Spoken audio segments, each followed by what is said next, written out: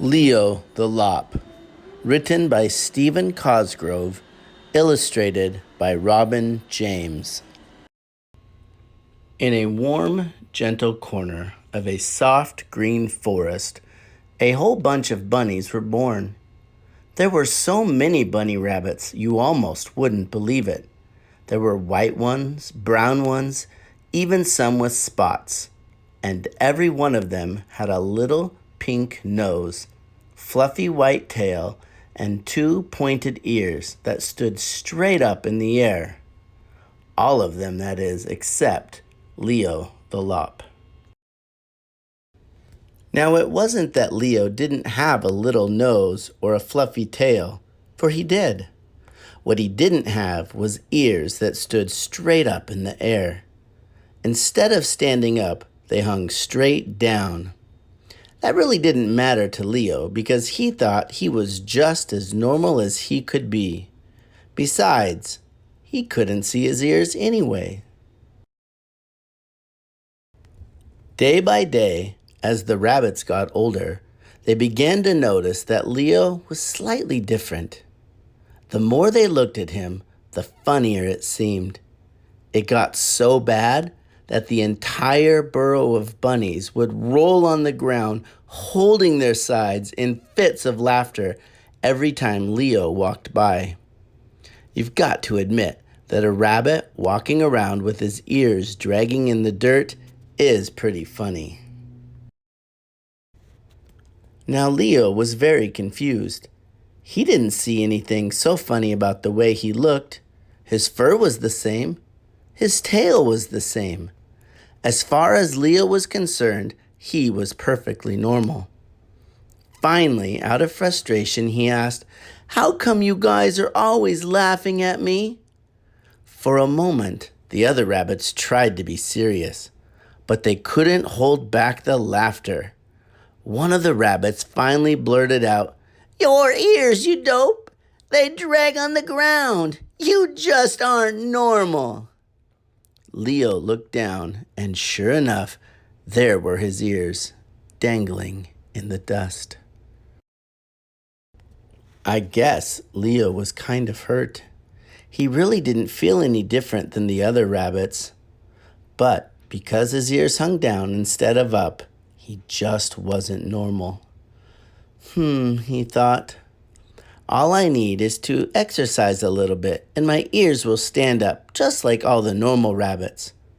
So with that in mind, he struggled and strained, trying to make them stand up. Unfortunately, the best he could do was to get them to stick straight out, and he could only do that for a minute. Then, no matter how hard he tried, they would flop back to the ground in a puff of dust. Well, thought Leo, that didn't work. Maybe if I show my ears which way to go, they'll get the idea and go there on their own. Very carefully, he climbed a tree, and after cautiously hooking his hind legs around the branch, he dangled over, upside down. Sure enough, his ears hung straight down. Leo must have hung that way for nearly an hour when a voice made him look around. "What you doing that for?" spoke the voice. Leo looked around, and there, right before him, hanging from another branch, was a possum. "Well," said Leo, feeling a little foolish, "I'm hanging upside down so my ears will learn which way they're supposed to go, so I can be a normal rabbit." "What's normal?" asked the possum. "Before, when I saw you on the ground, your ears looked normal. Now they look upside down." Leo thought, and he didn't have an answer. So with a flip, he dropped to the ground. He thought, if my ears going down are normal, then the other rabbits with their ears going up aren't normal. The more he thought about the other rabbits, the funnier it became, With a laugh and a giggle, he raced off to tell them what he had discovered. In bursts of laughter, he told the other rabbits what he had found out. At first, they didn't know whether to believe him. And then they started to look at one another and then realized that Leo could be right. "Oh dear, what are we going to do?" they cried. "I've got an idea," said one of the rabbits. He picked up 2 big rocks, and with some twine, he tied them to the ends of his ears. Sure enough, with all that weight, his ears began to droop lower and lower until they touched the ground. Seeing his success, the other rabbits ran around picking up rocks and tying them to their ears.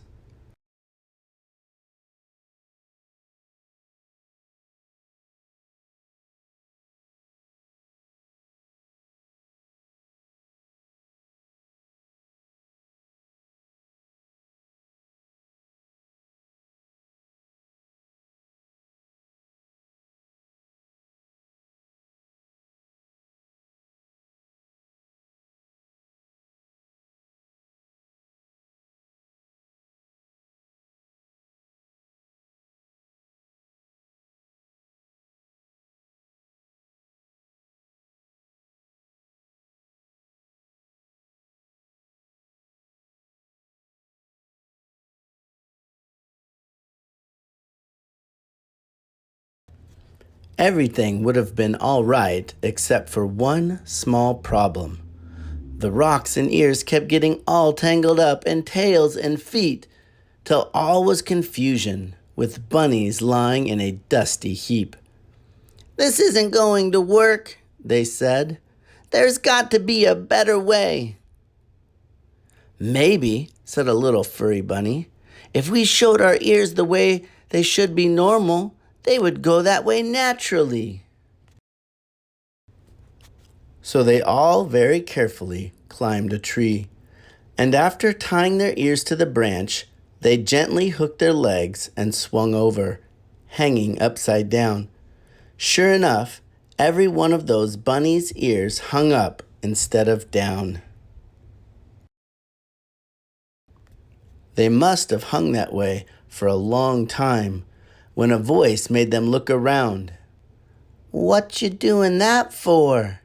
asked the voice. They looked, and right before them, hanging from a branch, was that very same possum.